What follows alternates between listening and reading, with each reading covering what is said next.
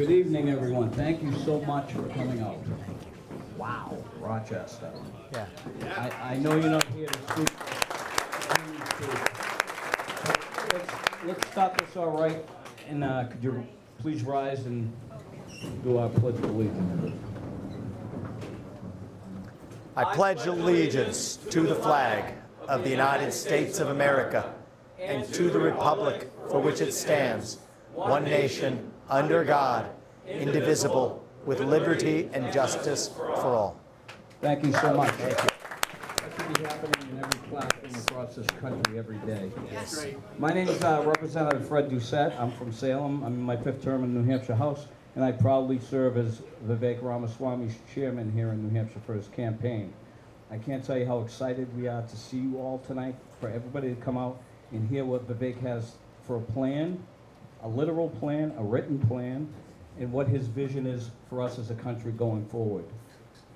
This man has the plan. This man is the right man for the job. He's the time is now for Vivek Ramaswamy. The time is now for the Ramaswamy revolution. Thank you, guys.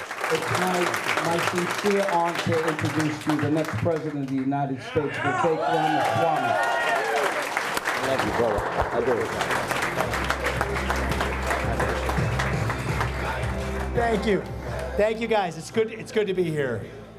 I want us to have an open conversation today. You want to know what? I'm going to be really honest with you. A guy like me could not come in from the outside, never having political experience, at the age of 38, run for U.S. president and win without the first in the nation primary status right here in New Hampshire. We're going to keep that intact. We do it that way for a reason. And the reason why is, you know, if you guys are all right, I'm going to turn this off. If we get hot, we'll turn this back on. It actually relates to what I was going to say.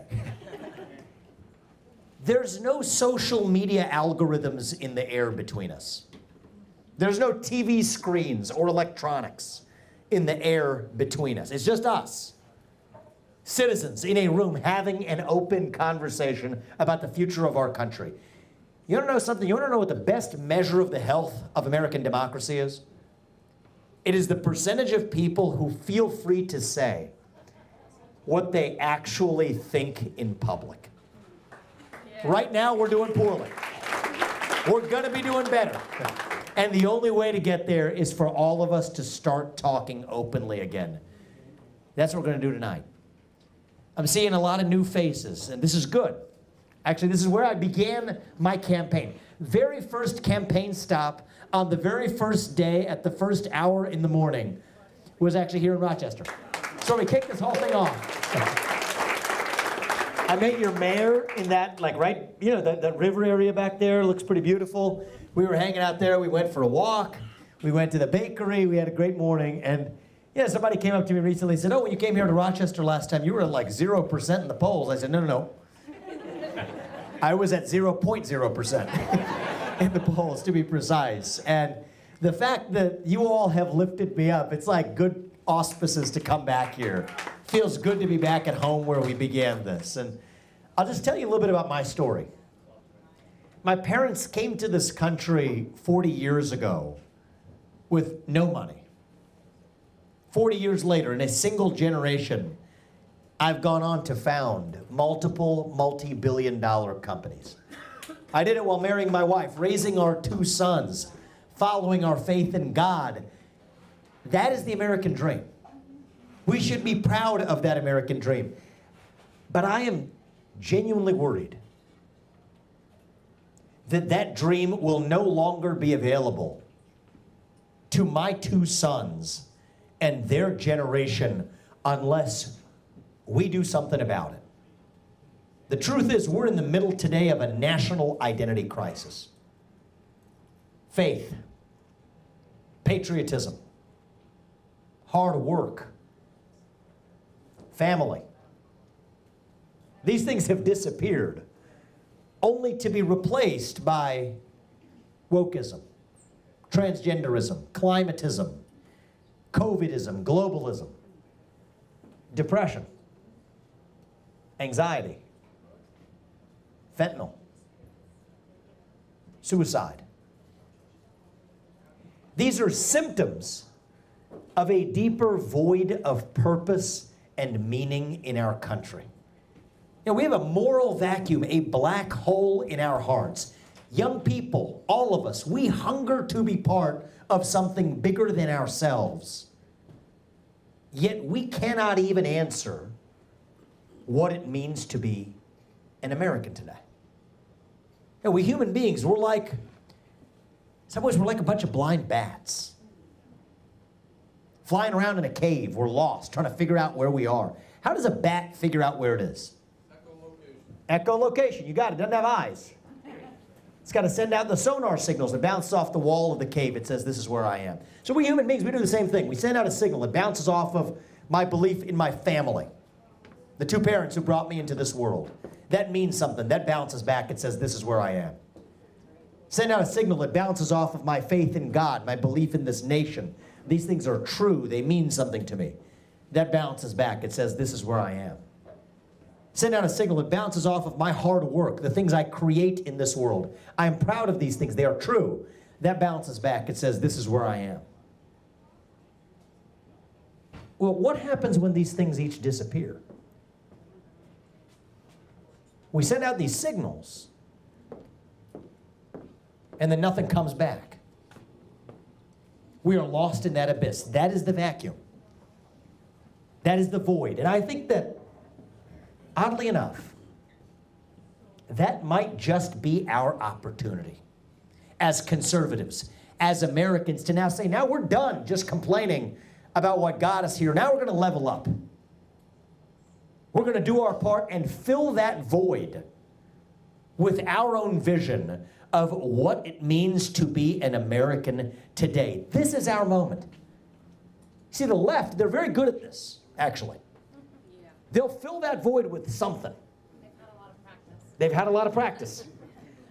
Race, gender, sexuality, climate.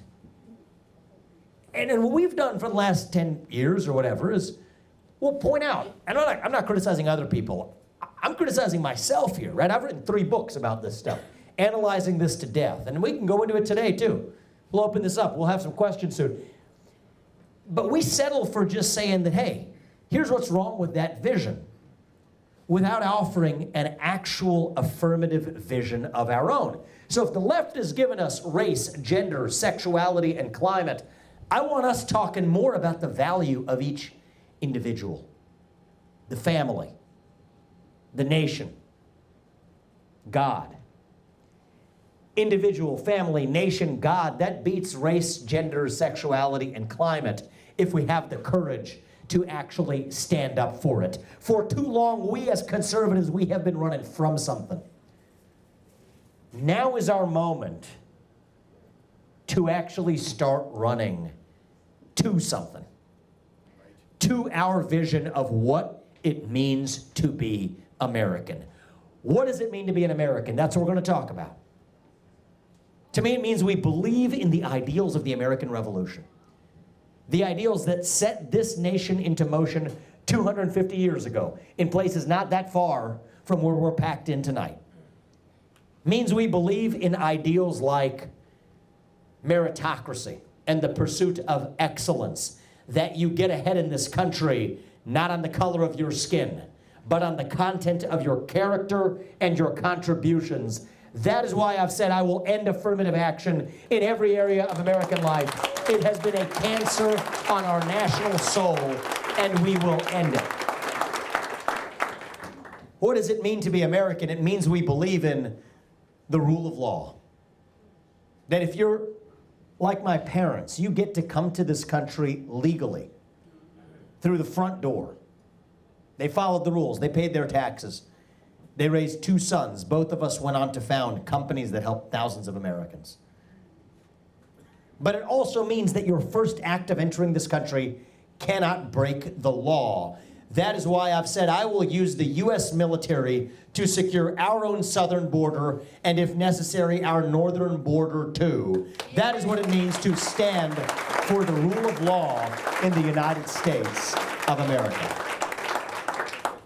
It means we believe in this radical dream that our founding fathers had. a radical dream that I have as a citizen today, that the people who we elect to run the government ought to be the ones who actually run the government. Not this managerial, bureaucratic deep state that runs the show today. So I've said that, you know what, if I can't be your next US president and collect a paycheck from you all, the taxpayer, for more than 8 years, which I think is a good thing, then neither should any of those federal bureaucrats reporting into me. 8-year term limits for the bureaucracy. This is how you drain the swamp. If there are government agencies that should not exist, that have become so rotten they can't just be reformed, like the FBI, or the IRS, or the ATF, or the CDC, or the Nuclear Regulatory Commission, or the US Department of Education, then we will not just get in there and tinker around the edges. We will get in there and shut them down. That is how we revive the integrity of a constitutional republic. See, these aren't Republican ideas or Democrat ideas. These aren't black ideas or white ideas. These are fundamentally American ideals that we fought a revolution in 1776 to secure. You know, we face a choice in this GOP primary. We do. Next week begins the debates. I think 1 week from today or tomorrow, whenever it is, next Wednesday. And you know what? I don't bash my other competitors in this race. I don't even view them as my competitors. I view them as my colleagues. I view you as my colleagues. We're each going to have to do our part in driving this national revival. But the truth is we do face a choice. And I think the choice we face in this primary is this. Do you want incremental reform? Or do you want revolution? I stand on the side of revolution. The American Revolution.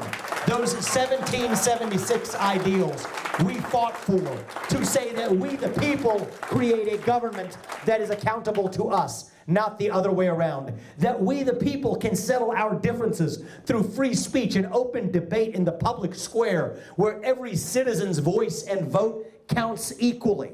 Not in the back of palace halls in Old World England, not in the back corner office of BlackRock's corner office on Park Avenue today, not in the back of 3-letter government agency offices in Washington, D.C. No. We, the people, create a constitutional republic where every citizen's voice and vote counts equally. That is who we are. That is what, dare I say, we must revive if we're going to have a continuing republic in this country. I'll tell you, the thing for me is, November 2024, we're going to hear a lot about this 2024 election. First of all, you don't hear me talk about Republicans and Democrats, it's boring. Actually, we have the managerial class in both of them, if we're telling the truth. You don't hear me talk about the radical Joe Biden agenda, not because it is not radical, because it's so obviously radical and flawed for this country that we'll be sick to our face till blue in the face if we keep just talking about that instead of offering a vision of our own. But the reality is, we got to explain that this isn't even the guy who's in charge. Joe Biden is hardly the president of the United States today. I'm not even going to be running against Joe Biden in the general election. You hold my feet to that fire. You mark my words. When I'm the nominee of this party, I will not be running against Joe Biden. It'll be the next puppet that they trot along. So let's stop talking about Biden and the radical Democrats. Start talking about what we stand for. Explain why shutting down the administrative state, how that will stimulate the economy, how that will restore accountability in government, how that will revive the truth of a three-branch constitutional republic. If we do that, we win this election in a landslide. And by the way, this cannot be a 50.1 election. It just can't. I don't think our nation can take a 50.1 election where we would let MSNBC declare it 7 days later who happens to have won the election, they trot that out. No, that's not going to work. We're skating on thin ice right now. We need a moral mandate, a Reagan 1980 style moral mandate. And honest to God, The reason I'm in this race is I believe I am the only person who actually can deliver that landslide margin by bringing young people with us. You said a Gen Z right here, young man. What was your name again? Matthew. Yeah, you said it well. We'll bring Gen Z with us. You too. I appreciate that. Good to see you again. That is what's going to make this difference. And so for me, November 2024, that's not the destination. That is the start line. The true destination for me is January 2033. When I leave office, when my older son is not even yet in high school, what do I want to tell you all? What do I want to tell him that we actually accomplished in those 8 years? I want to tell you that once again in January 2033 in this country, we have 3 branches of government in the United States, not 4, that we shut down the administrative deep state, that we reduced the federal employee headcount by over 75%. I believe that is possible. I believe we will have done it in those 8 years. I want to tell you that we are no longer dependent in the United States of America on our enemy, Communist China, for our modern way of life, that we have declared independence from our enemy. I want to tell you in January 2033 that we are growing as an economy, again at the fastest rate in the developed world, by embracing capitalism rather than apologizing for it. Most importantly, I want to tell you, and I tell my 2 sons, that we as Americans are once again proud to be citizens of this nation. I think it can be so again in this country. The only question is, do we actually have the courage to stand up and do what is required to get there? For too long, we have been celebrating our diversity and our differences so much that we forgot all of the ways we are really just the same as Americans, bound by a common creed that set this nation into motion 250 years ago. I believe it deep in my bones that those ideals still exist. I am running for president to revive them. E pluribus unum means from many, one. That is what we need to revive. And the way we're going to do it is we're all going to have to start speaking in public what we otherwise would have said in private. Speak those truths, those hard truths. Speak the truth without fear. That is what we are doing tonight. We stand up for the truth and we speak that truth. God is real. There are 2 genders. Fossil fuels are a requirement for human prosperity. Reverse racism is racism. An open border is not a border.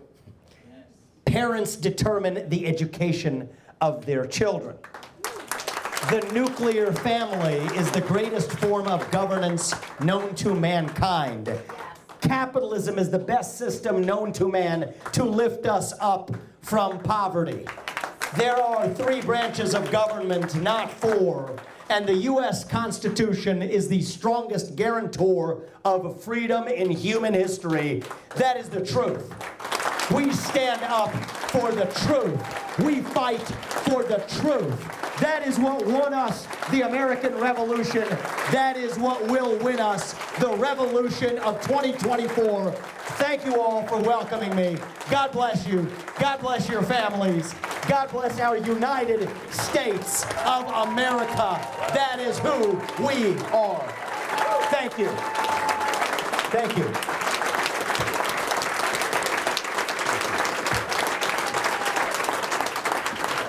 Thank you for your service. Thank you. I appreciate it. Let's open this up. Let's have a conversation. I'm looking forward to this. Wondering what you're going to do about Joe Biden's war. War. Joe Biden's war. Joe Biden's war. You know, it's like Iraq, Vietnam, Now it's Ukraine. Failed to learn from your past mistakes, you're going to make the same one over and over again. And I think you're interestingly calling it Joe Biden's war because we're going to say something that you're not supposed to say in public, which I believe is absolutely true. This is a repayment for a multi-million-dollar bribe. That is what this war is all about. Paid back with interest 1,000 times over. So here's my view. Okay, the purpose of the U.S. military is to protect the U.S. homeland, period. So we will not use our military to defend somebody else's border in God knows where, an invasion across their border, when we have an invasion across our own southern border right here at home. We will use our own military to protect our own border. That's how we stand for American interests. I will end that Ukraine war. I will do it by not giving another dime of support to this. They pretend like it's some paragon of democracy. Give me a break. I mean, this guy has like eliminated 11 opposition parties, consolidated state media into one state media arm. Coming here in his cargo pants, Pied Piper from Hamlin has half the Democratic Party and 3/4 of the Republican Party eating out of his hand. I don't really get it. It doesn't make sense to me, but of course, his assault on Christianity in the country. It's actually one of the great telltale signs of somebody who's actually heading in a dangerous direction is he who attacks the religious in his own nation, right? And so actually, yeah, I mean, this kind of stuff. I'm saying you're not supposed to say it this way, but let's just do it anyway. Put yourself in the shoes of, two countries are in a war. Call it country A and country B. Okay, Russia's country A, Ukraine's country B. Put yourself in the shoes of leading country A, Russia. Okay. Now you're saying country B, okay, Ukraine. The U.S. has no national interest there, but they're arming them to the teeth. And then they have no reason for why they're doing it. They violated the James Baker 1990 commitment of not 1 inch past Eastern Europe. So why is the U.S. acting so weird? And then you discover, oh, wait a minute. That country just paid a $5 million bribe to a guy who couldn't get honest work at a fast food company, now sitting on the board of an energy company in Europe. Oh, that makes sense to me. I guess like they're just making good on their bribe, right? Believe me, if it had been Russia doing the same thing to Trump and we were coming to Russia's side in its battle against Ukraine, there'd be impeachment inquiries on day one. So we've lost our sense of actually being able to see that truth because our media is in on the act. Republicans, Democrats, and even our media stop us from asking those most basic questions. So I'm going to end that war with a deal that freezes the current lines of control, that further makes a hard commitment that NATO will not admit Ukraine to NATO. Those are big wins for Putin. And to be honest, in any good deal, everybody has to win. But there's a bigger win I'll require in return, which is that Russia exit its military alliance with China. The Russia-China military alliance is the single greatest threat to the U.S. security in the future. And to my shock, nobody in either major political party is talking about it. And this is why I don't talk about Republicans and Democrats. It doesn't matter. I mean, these are labels. I'm not some partisan political guy. Right? I'm a business guy. I built businesses. That's what I've done. I built a biotech company, developed 5 approved medicines. I built an asset management firm called Strive that competes directly against the ESG industrial cartel of BlackRock, State Street, and Vanguard. I mean, that's my world. But I think it's going to take someone coming in from the outside to actually get our head out of the mud that our foreign policy establishment has been stuck in for the last 25 years. And I'll tell you this, people say, are you too young to run for president? And they told me that in the first phase of the campaign. They said, 37-year-old's too young. So we made a decision to have me turn 38 years old a few days ago. So I'm now 38, so we shot that one down. But the other thing I'll say is, Thomas Jefferson, he was 33 years old when he wrote the Declaration of Independence. Alexander Hamilton was in his early 20s at the same time. The truth is, if you look at the track record of our foreign policy establishment over the last 25 years, if somebody breaks your car and keeps breaking your car and then breaks your car again, you don't turn your keys over to the same guy. Might just think about handing over the keys to somebody new to finally fix that problem. And that's what we'll do, starting with ending the war in Ukraine. Thank you, my man. I appreciate it. Hello, Melinda from Somersworth. Thank you for your courage. In light of the last several years, I think it takes somebody with major courage to Thank you. do what you're doing. So Thank you. I appreciate that. I am so drawn to term limits, I can't tell you, and I really appreciate you bringing it to the forefront. I just wonder how you are going to get that buy-in that we're going to need for the ones that are already there that you need support from, that don't want to leave. So this is a Thank you. great question. And I want to put a fine point on this because my focus on term limits is a little bit different for what's at the top of my list than from the traditional discussion about term limits. I like the traditional discussion too, but that's really hard. I favor 2 term limits in the Senate, 3 terms in the House. That will require a constitutional amendment, which requires a supermajority of the exact same people you're trying to term limit out. And so realistically, I'm not a guy who makes false promises. Realistically, I don't think that's happening anytime soon. But here's the good news.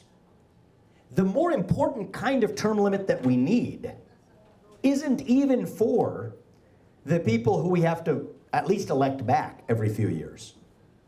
The real term limits we need are for the people who we never elected to run the government. And yet they're the ones who are actually making the true laws of this country. Congress is a joke. I took my son there. It feels like I'm going to an archaic museum. It's the drab 3-letter agencies where all the regulations are actually getting made today. And here's the good news.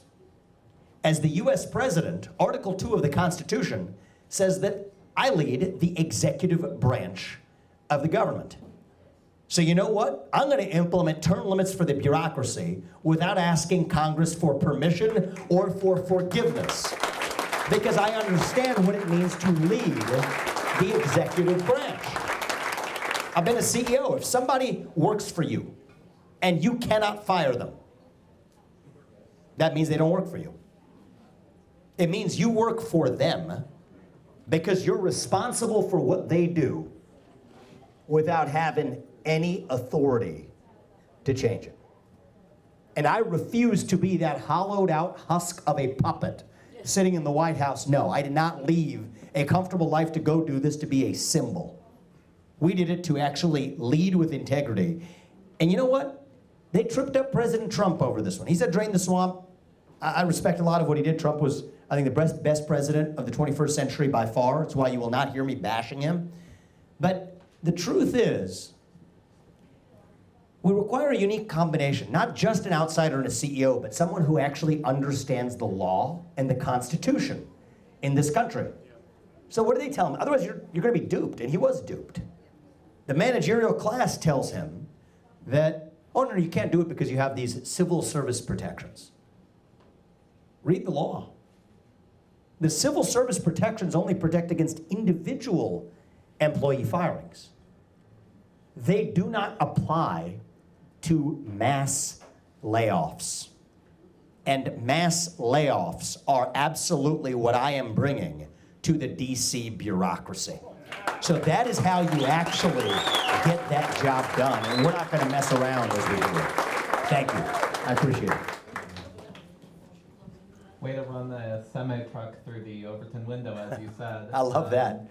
Still driving it. You said it. So, good evening, Mr. hopefully future president. I'm Jason Brewster from Central Mass, and host of the Brewster Call, just so you know. So, I'm happy to join the Ramaswamy Tsunami. I wanted to ask Welcome. Thank you. Welcome aboard. What do you think about planned obsolescence? I know that like the roads and the infrastructure apply when they've got like 2,000-year-old concrete from Rome that they figured out how it works, and definitely in like tech companies they also have that as a thing. Is there anything you would or could do as U.S. president, or is it more of a private sector thing? Well, I think the first step to take is that the government has made it exceedingly difficult to engage in new construction of any kind in this country. Actually, on that first day when I was in this campaign, you probably know this, actually here in Rochester, there's a bunch of new construction going up in terms of apartment buildings. So, put the hard hat on, walked around, and we talked to the people there. What's stopping you from going faster? Those of you who live here may know that they've been actually working on that for some amount of time. It's way beyond the schedule that they would have ideally wanted. Regulations coming from the EPA, coming from those three-letter agencies from on high. And so the first and easiest step before you have a debate of, oh, well, should we actually be investing in our infrastructure with taxpayer dollars? I mean, I'll make this one easy. I don't want to be building Ukraine's infrastructure, okay? I don't want to be, our taxpayer money, literally it is our own dollars that are funding the payroll, the salaries of Ukrainians' deep state, okay? So that's crazy. So is there a better use of money? Would I rather put that in infrastructure here than infrastructure in God knows where? Definitely here. But actually, before we even get to that discussion, I think the private sector can get a meaningful, if not the entire, share of the work done if we actually take the boot of the administrative state and the regulatory state off the neck of that private sector. Across every sector, from housing. It's why we have a housing crisis, housing price crisis in this country. Constrained supply, not meeting the demand. Why is the supply constrained? Because we have regulations that make it impossibly difficult for new builders to actually build, bring new both commercial and residential construction to market. Why are energy costs up?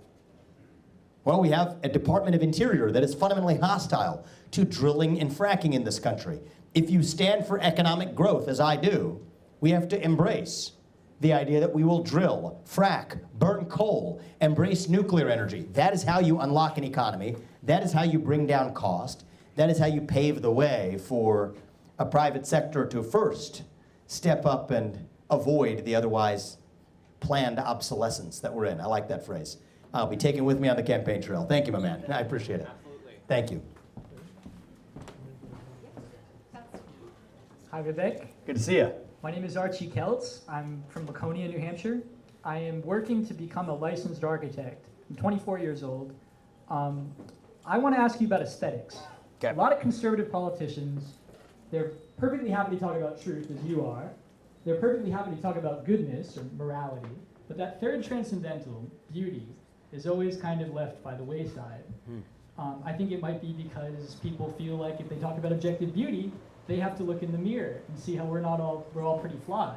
And maybe we shouldn't be wearing the socks and sandals. But I think we're all a pretty good-looking crowd in here this evening, and I think we can talk about this. So I want to know, there was a bill that was floated by the Trump administration back in 2018, something like that, that classical architecture should be the mandated style for federal architecture, civic buildings. The buildings that our bureaucrats go into every morning has been brutalist since the 1960s.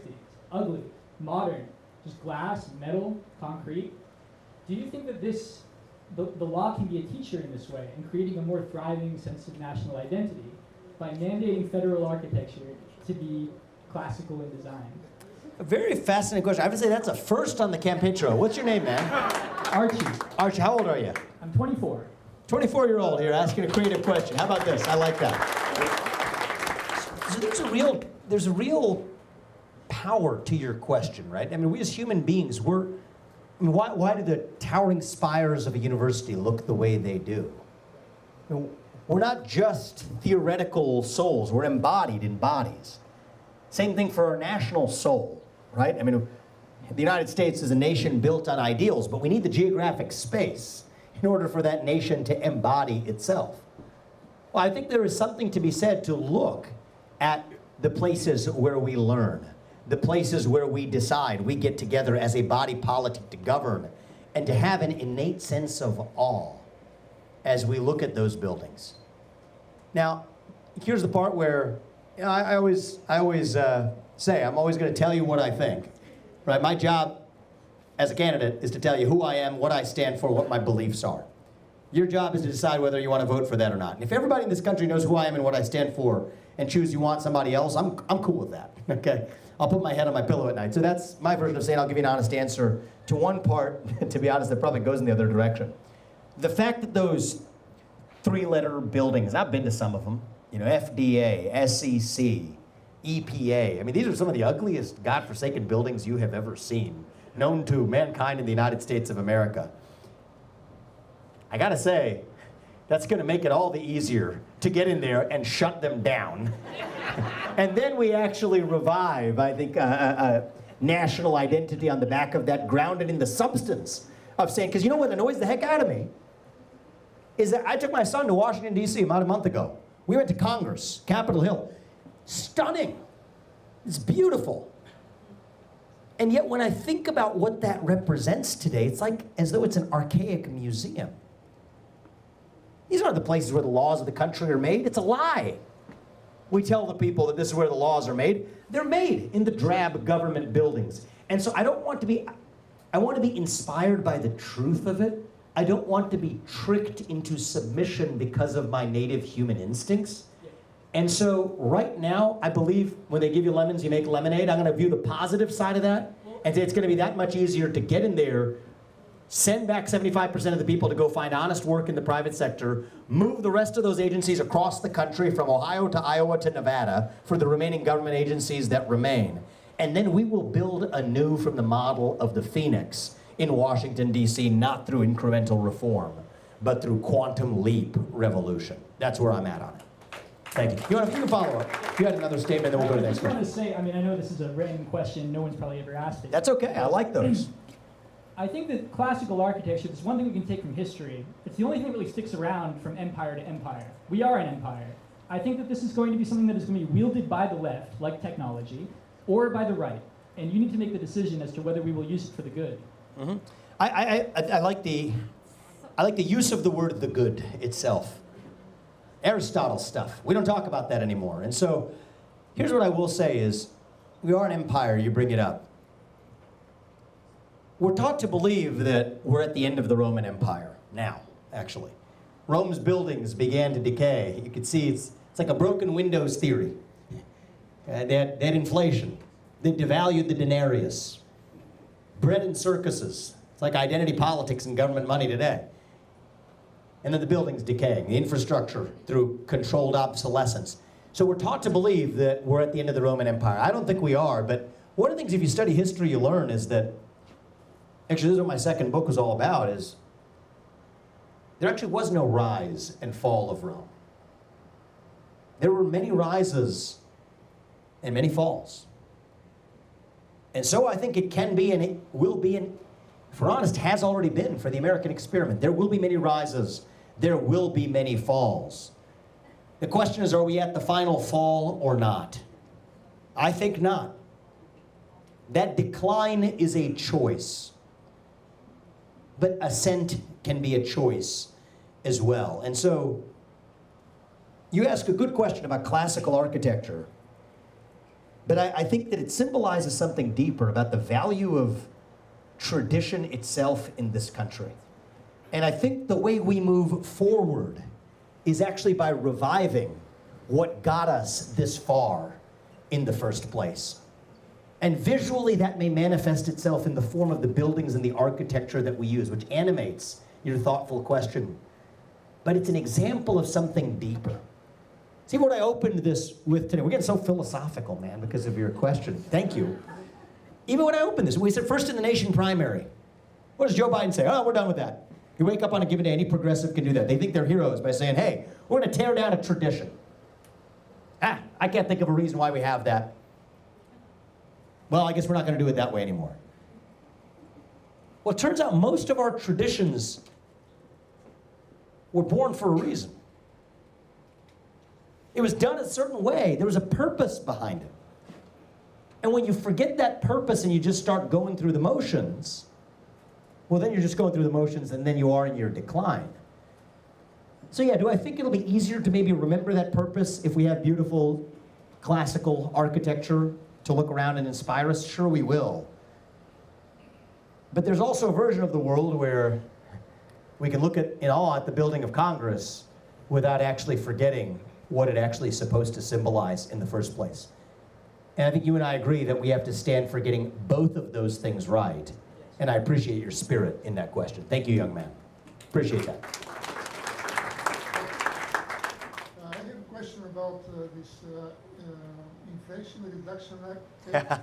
I don't know what that means, but they called it that. With this horrible three words, IRA. Yep. So this would destroy the pharma industry or biotech industry, which you know it, because there would be no investment anymore. Right. So for something like money which we already spent in Ukraine, the full our advantage in the world of developing educational technologies will be gone. In 10 years it will be gone. So what, of course it is most probably unconstitutional. The companies are trying to overthrow it, but what you are going to do if the court doesn't overturn it? Repeal it is the answer. Go through Congress, win a landslide election in 2024, and take a line through this disastrous, purposefully misnamed piece of legislation. I believe it is unconstitutional. I want to use this as an opportunity to answer a question about the economy more generally. You're being lied to right now. I really want people to understand that. We got media in the room. I want them to understand it too. The Biden administration is lying to us with the numbers we're being fed. Unemployment numbers do not describe the health of an economy, when the real challenge in that economy as it relates to jobs is that we have way more job openings than we do have people looking for work. That's the real problem we face when it comes to economic growth. The fact that we have the rate of inflation that's come down does not change the absolute inflation we've experienced. 16% inflation since Joe Biden took office, since 2020, since January 2021, and yet wages have remained largely stagnant over that same period. So don't let the numbers fool you, because when you go to the grocery store or when you show up at the mall and you want to buy something and it feels expensive, those numbers they print from the federal government to make you feel better don't change the reality of what you actually face. So I think that we live in a moment where our government is repeatedly trying to dupe us, all the way to in naming an Inflation Creation Act the Inflation Reduction Act, right? But I think the good news is we're all smartened to the act. If it is designed to sound boring, they want it to sound boring for a reason. It is designed to trick you into submission. And we live in a moment where you as citizens have the obligation to actually step up and question what the government tells you. Question what they told us about where COVID-19 began. Question what they told us about the safety and efficacy of the vaccine. Question what they told us about the veracity of that Hunter Biden laptop story. Question the veracity of what they told us actually happened on January 6th. Question the veracity of that Nashville transgender shooter manifesto, which they still have not released. The government believes we can't handle the truth. I say, you know what? We the people, we can handle the truth. We demand it, we require it. That is what it means to have a government that is actually accountable to us, the people. Thank you for that question. I appreciate it. Take a couple more. Hi, Michael from Meredith. You talk about the unemployment and everything. What are you going to do about the workforce participation rate? Because yeah, exactly. That is in a very bad state now, and if that were to increase, it would solve a multitude of problems. It'd be huge. It'd be huge. So, yeah, well, you mentioned one thing, which is very practical, the skills gap, which is that many people don't participate in the workforce because the open jobs that are available that businesses need them to have filled, they don't have the skills to fill them. Because our Department of Education has been selling a scam that you take a loan and get a 4-year college degree to become a gender studies major in California or wherever, and somehow that's going to be your path to prosperity in America. Turns out that didn't work out when we need more welders and mechanics and carpenters and builders in this country. And so part of what we need is come back to shutting down the U.S. Department of Education, give that $80 billion back, allow people to attend the best possible school they can, K through 12, then be empowered to make the best choice, possibly to attend a 1 or 2 year vocational program instead of a 4-year college degree. So that's definitely a longer run part of the solution. But I think the reality right now is that we are paying people more to stay at home than to go to work. And so I have a really simple solution. Stop paying people more to stay at home than to go to work.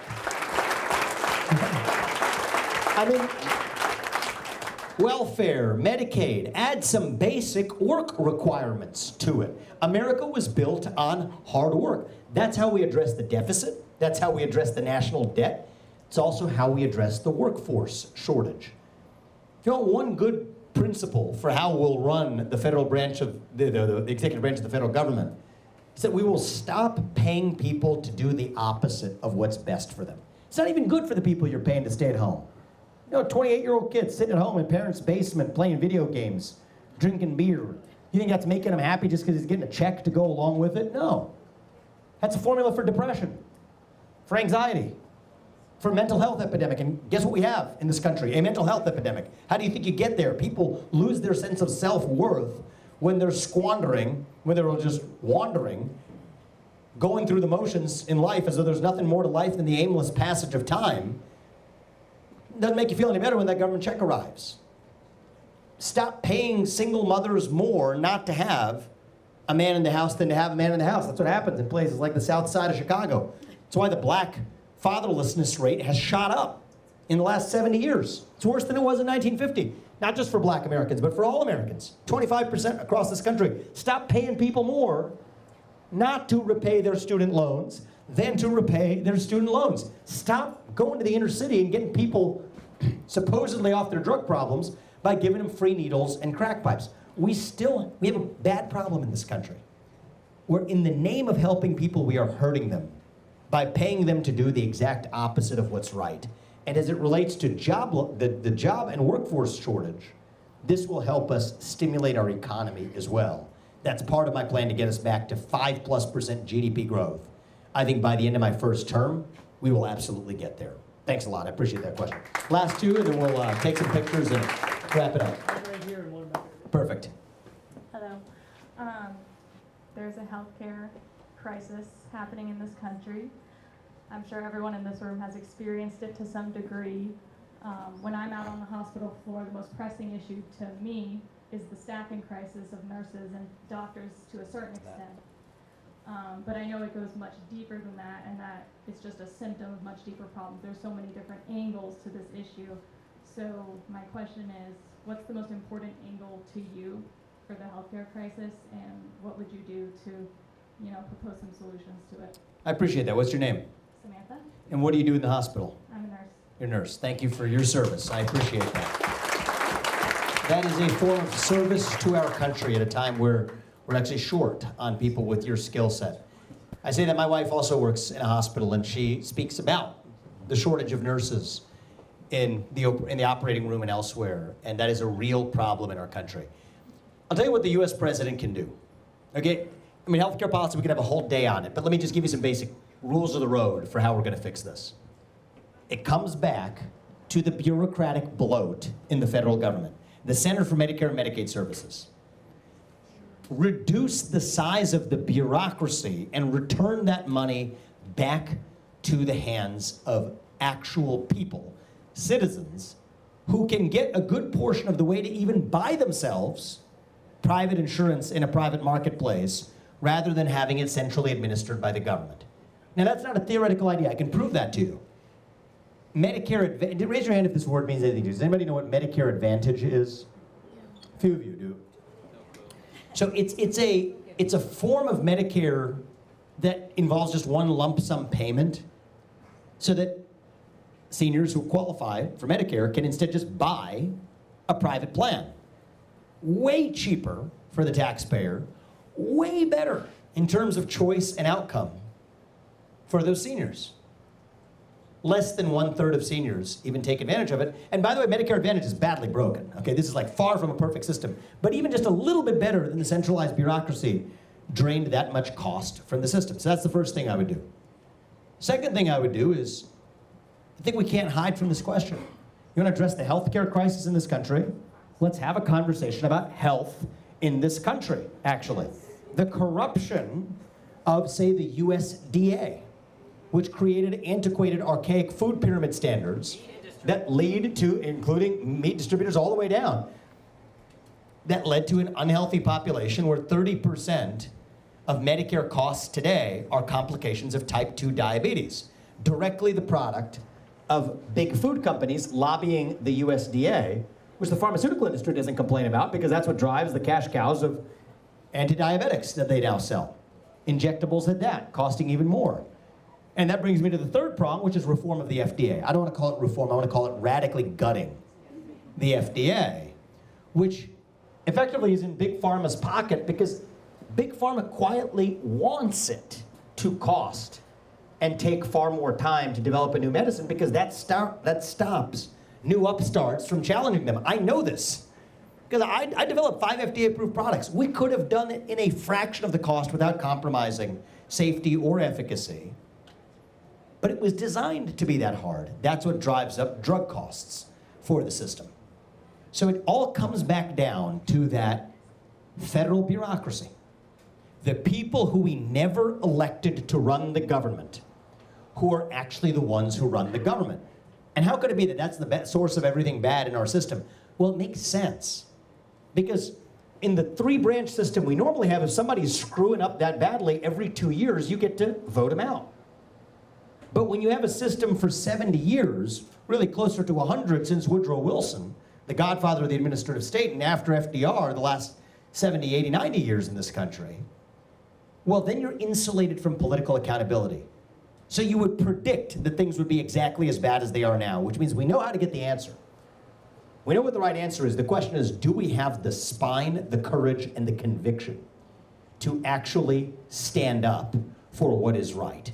That will not happen with the super PAC puppet.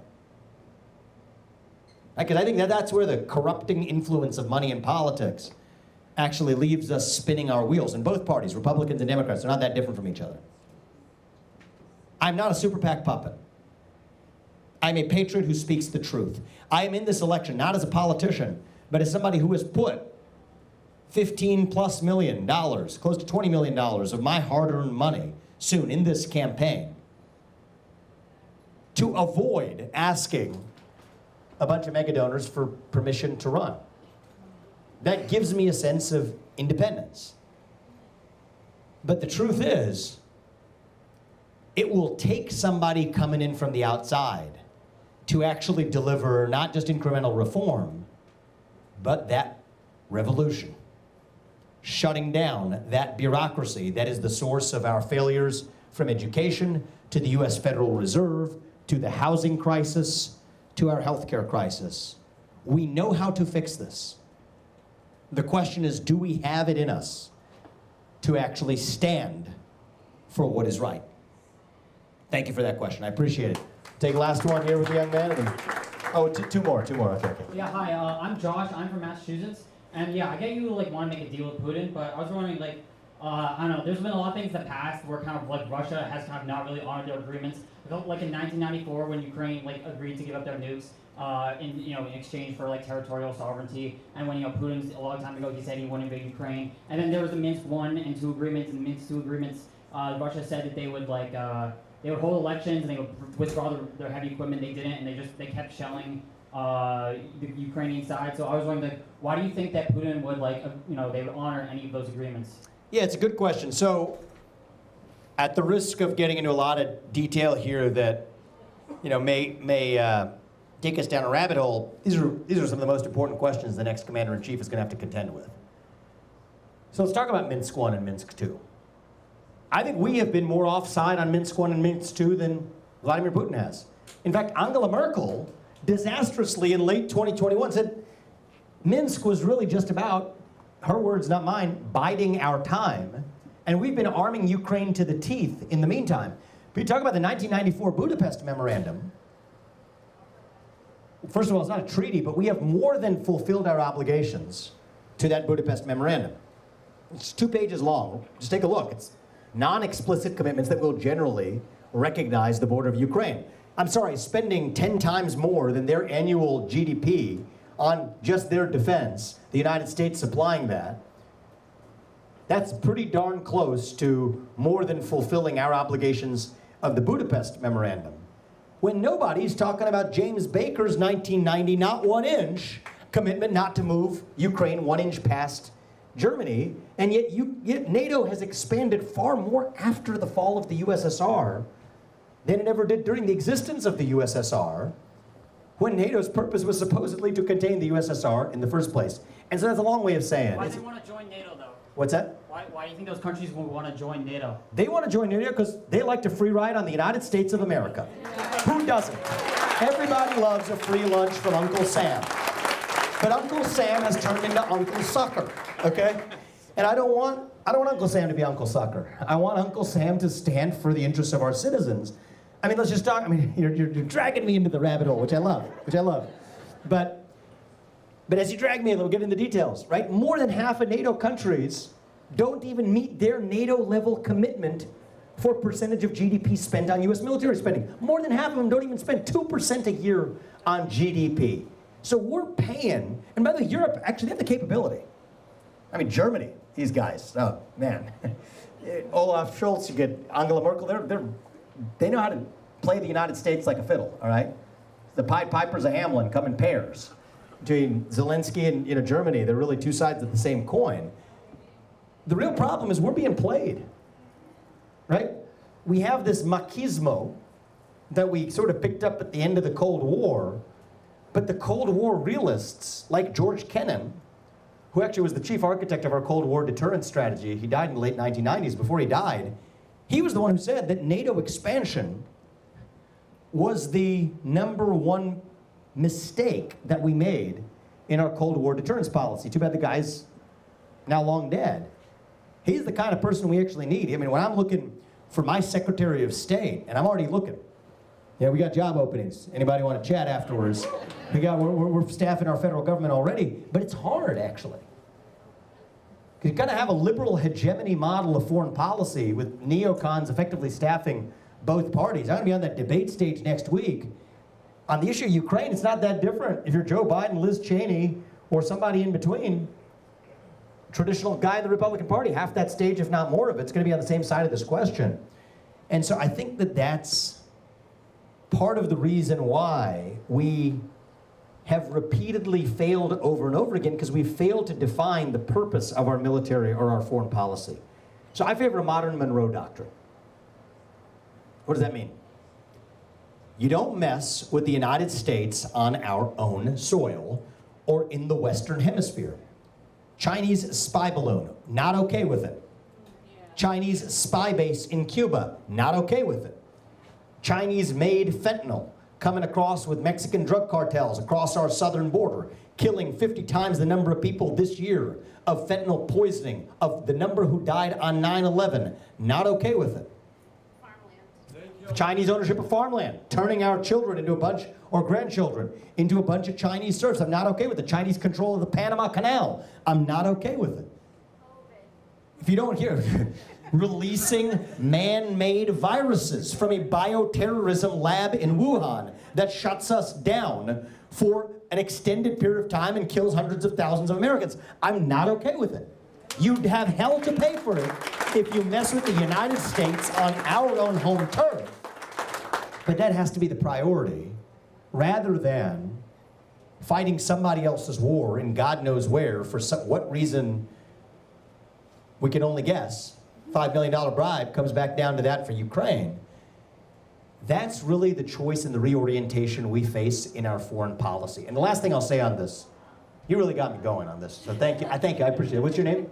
Josh, yeah, I just want. How old are you, young man? I'm 23. Yeah, I just want to say that 1990 that wasn't in like an official treaty, what James Baker said. And neither was the Ukraine 1994 Budapest Memorandum, right? Okay. And so I like that you're really well educated on this. You are better at you're making better arguments to me than I get from like CNN or MSNBC on a given night. So thank you for that, because most of them just look like I'm saying like a deer in the headlights. Like they. Oh, thank you. Yeah, this guy's training me for the debate. She said, I like that. But like, honest to God, you're like 23 years old, you're asking me better questions than like half the news media who probably like no idea who James Baker was. So thank you for this. But I think the deeper point is we have to revive realism in our foreign policy. It is okay for me to tell you the same thing that I will tell other world leaders, which is that as the US president, I will stand exclusively for American interests. That is actually something we can be proud of, and other countries can trust us more if we do, because if we're lying about it, saying, no, it's just about defending democracy, sometimes when we feel like it, even when it's not actually a democracy, it's a guy who persecutes churches in his own country and eliminates opposition parties, but we'll call it democracy. But if it's democracy somewhere else, some nation in Africa, who cares? Like, it's just not credible. Versus being realistic and honest that we stand for our own interests. Our obligation to the rest of the world, you know what it is? It is to be strong here at home and set an example of what is possible for the rest of the free world. Because think about it. If America's weak, if we're no longer that shining city on a hill, what hope does the rest of the world have? So I think it is not only our prosperous choice to embrace American interests, it is the morally correct choice for us to stand for what is best for the United States of America, because that is what is also best for the free world as we know it. Thank you for that. I appreciate it. I'll be really quick. I'm a little bit starstruck seeing you and thank meeting you. you today.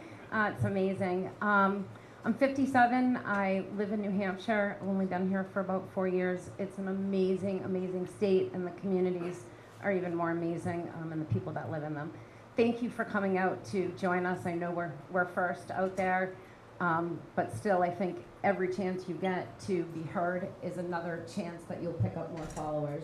Thank you. You talk about things. I'm kind of a person of the heart. My EQ is way higher than my IQ. But God is real. You talked about that. You talked about our families and the Constitution. And as long as we have those things intact, I think we can rise again.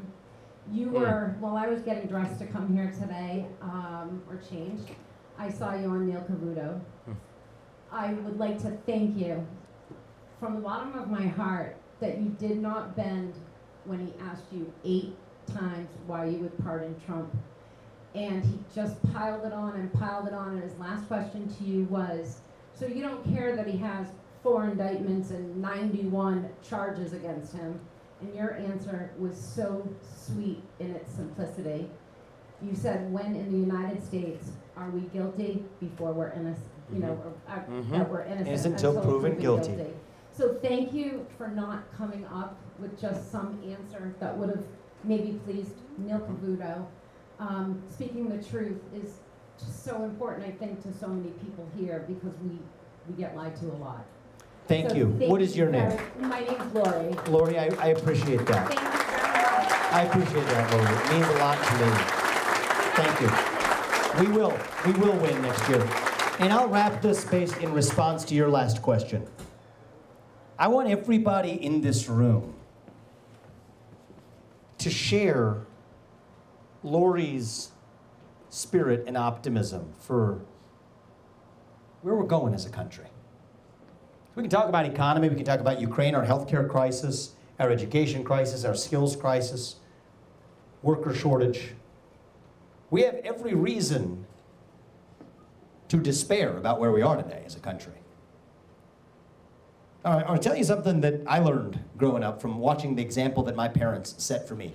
They went through hardship. My dad went through layoffs at GE. He went to law school at night, to night school for 4 years to be able to keep his job. It was the only way he could actually have job security. Did it while raising 2 kids against the backdrop of, financial instability. I've been through my version of hardships in my journey to get to where I am. And one of the things my parents taught me is something that I want to share with all of you. Share with high school students when I speak to them in this country. Hardship is not a choice. Hardship is something that happens to you. But victimhood is a choice. And we choose not to be victims. We choose to be victorious. That is who we are as Americans. I think that we talked about Rome in response to that great question earlier about even just classical architecture, but it took us back to some analogies at the end of the Roman Empire. I don't think we have to be like that last fall of the Roman Empire. I don't think we have to be a nation in decline. I think the truth is, as a nation, right now, we're really just a little young, actually. Going through our own version of adolescence. Figuring out who we're really going to be when we grow up. When you view it that way, it makes sense. When you go through adolescence, you go through that identity crisis. You lose your self-confidence. You lose your way a little bit. But we're stronger on the other side when we get to our adulthood. So no, I don't think we have to be a nation in decline. I truly think we're a nation in our ascent. Maybe the early stages of our ascent. Maybe we're not even yet at base camp. On our way to that mountaintop, still that shining city on a hill, still that country where no matter who you are, or where your parents came from, or what your skin color is, or how long your last name is, in my case, that you still get ahead in this country with your own hard work, your own commitment, your own dedication. That is the American dream. And you know what? That you are free to speak your mind at every step of the way. That is what we are running to. That is what we together will revive to save this great nation. I require your help to do it. A guy like me can't do this alone. It's not meant to happen. Right? It could be the youngest president elected. I'm coming from outside government. I have a clear sense and purpose of what we want to do and how we're going to do it. It's going to require us to take success in states like this one. So I'm actually here to ask for your help.